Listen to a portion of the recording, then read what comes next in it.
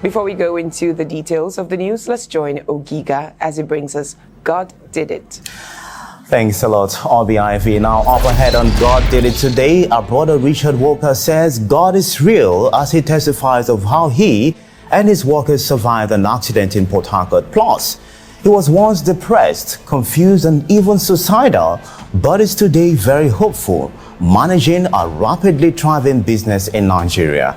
What was the turning point? We'll get to hear all about it in this edition of God Did It. I am at the North there in Ko. Ogiga is going to be with you again on God Did It. Thanks for joining me.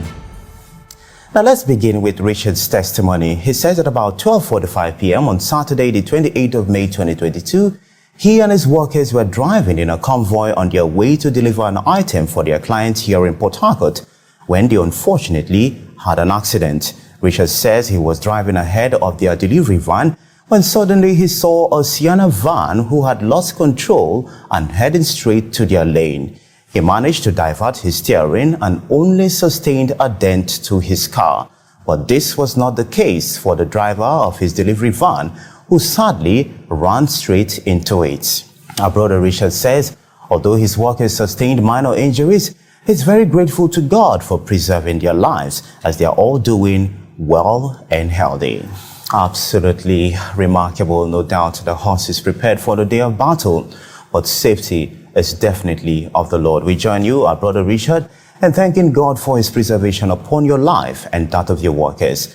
Now, moving on, are you in a place of despair and possibly wondering if tomorrow has anything positive to offer you?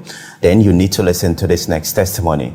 It is from our brother Ikechukwu Kingsley. Writing to us, he says, I came to House on the Rock, Port Harcourt with a friend for the Easter service of 2019. During the first time as addressed by Pastor Larry, he said you will find friendship and fellowship here.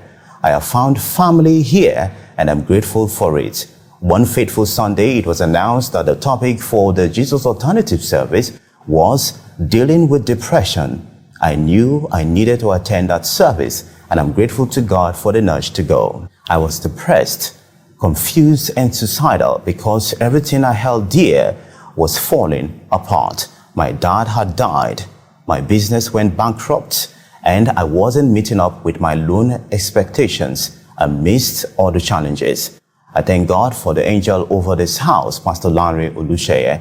He spoke to me after the service and said a word of prayer afterwards. That same failing business got an idea that changed everything. We launched a palm oil brand afterwards, and it has been joy all the way. We have won grants, awards, and secured investments. Today, we have presence in 6 cities across Nigeria. Interest from diaspora markets for partnership, secured a pre-seed round from local investors, expanded operations, and currently raising a seed round for further expansion. The brand turned 3 last month, May, and looking back at where God has brought us from, all I can say is that God is faithful and He lives here.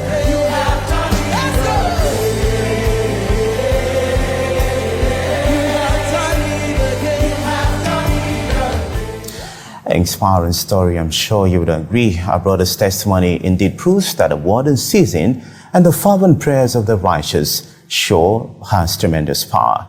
Thank you, Kingsley, for sharing your heartwarming story with us. Well, that's God Did It for today. Many thanks indeed for being a part of it. Remember that you can also share your testimonies here by simply sending an email, and the portal to do so remains goddidit@hotrportharcourt.com.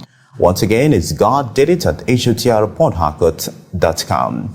I am at the North there in Ko Ogiga, now returning you to RBIV and Sonia for the rest of the news. Please to stay with us.